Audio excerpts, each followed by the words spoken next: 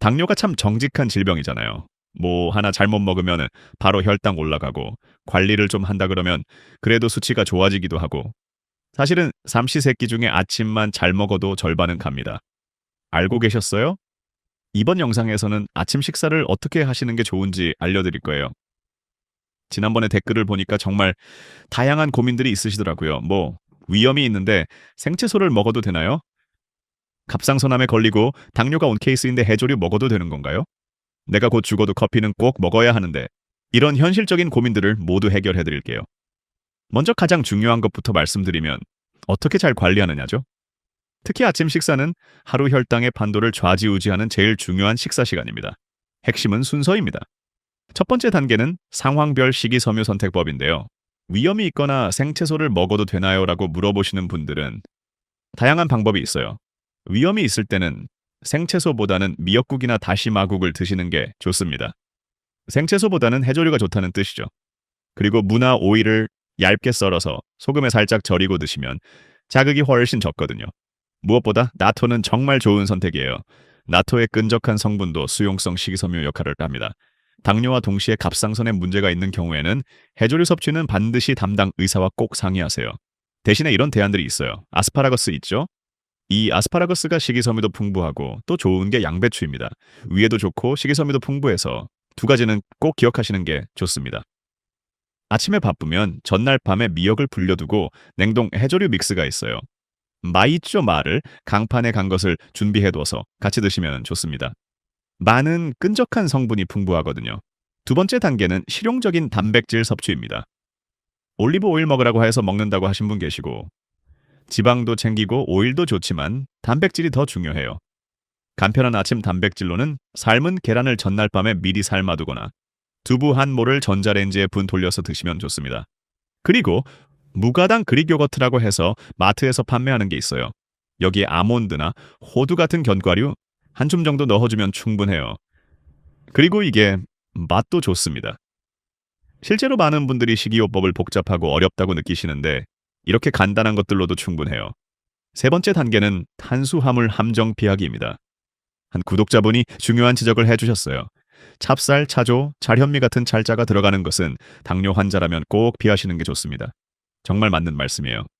피해야 되는 탄수화물은 말했던 대로 찹쌀, 차조, 잘현미는 혈당을 급상승시키고 흰죽이나 미음도 의외로 안 좋습니다.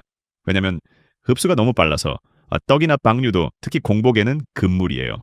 그럼 뭘 먹어야 되냐? 현미, 보리, 귀리 같은 잡곡이 있고요. 적당량의 고구마랑 백미도 괜찮지만 평소에 절반 양만 드시면 됩니다. 백미는 신경 써서 절반 양만 드시면 좋을 것 같습니다.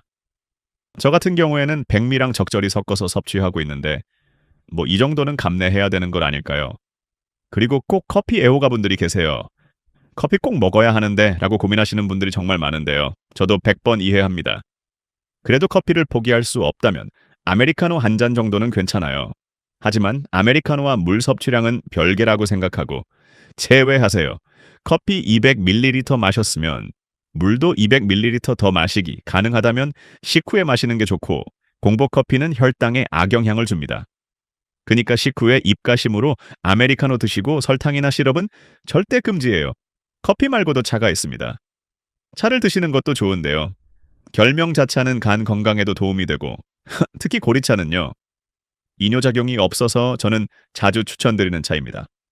체중 60kg 기준 하루에 1.8리터 정도가 좋은데 이건 사람마다 조금씩 편차가 있습니다. 종이컵으로 나누면 9잔 정도 나누어 드시면 되는데 실제로는 이렇게 습관 들여보세요.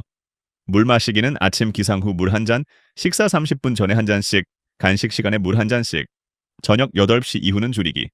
수면 방해를 방지하기 위해서인데 당뇨에는 스트레스 관리와 수면도 매우 중요합니다. 개인별로 어떻게 해야 할지 맞춤 전략을 짜드릴게요. 먼저 눈에 보이는 차이를 만드는 것이 중요해요. 본인만의 패턴 찾기는 같은 음식을 드셔도 개인차가 크기 때문에 혈당 측정기로 식전, 식후 1시간, 2시간 측정하고 최소 한 주일은 기록해서 패턴을 파악하셔야 합니다. 한 주차에는 그렇게 순서만 바꿔보고 식이섬유에서 단백질, 그리고 탄수화물 순서로 바꾸는 겁니다. 두 주차에는 양 조절을 해보는 건데요. 탄수화물을 줄이고 단백질 늘려보는 게 핵심입니다. 3주차는요. 개인 상황에 맞는 대체 식품 찾는 게 중요합니다. 그래야 식이요법도 꾸준히 할 수 있는 거예요. 또 4주차 이후에는 본인만의 루틴을 완성하세요. 자, 오늘의 핵심을 정리해드리면 첫째, 순서는 식이섬유에서 단백질 탄수화물 순입니다. 둘째, 개인 상황에 맞는 식품을 선택하세요. 셋째, 꾸준한 모니터링과 기록이 중요해요. 넷째, 완벽함보다는 일관성입니다. 많은 분들이 혈당 관리에 성공하고 계신 것처럼 여러분도 분명 좋은 결과를 얻을 수 있어요. 중요한 건 남의 방법을 그대로 따라하는 게 아니라 본인에게 맞는 방법을 찾는 거예요. 다음 영상에서는 여러분이 댓글로 남겨주신 개별 질문들을 더 자세히 다뤄 보겠습니다. 오늘도 건강 관리 힘내시고 궁금한 점이나 경험담이 있으시면 댓글로 꼭 공유해 주세요. 여러분의 이야기가 다른 분들에게 큰 도움이 됩니다. 좋아요와 구독 잊지 마시고 건강한 하루 되세요.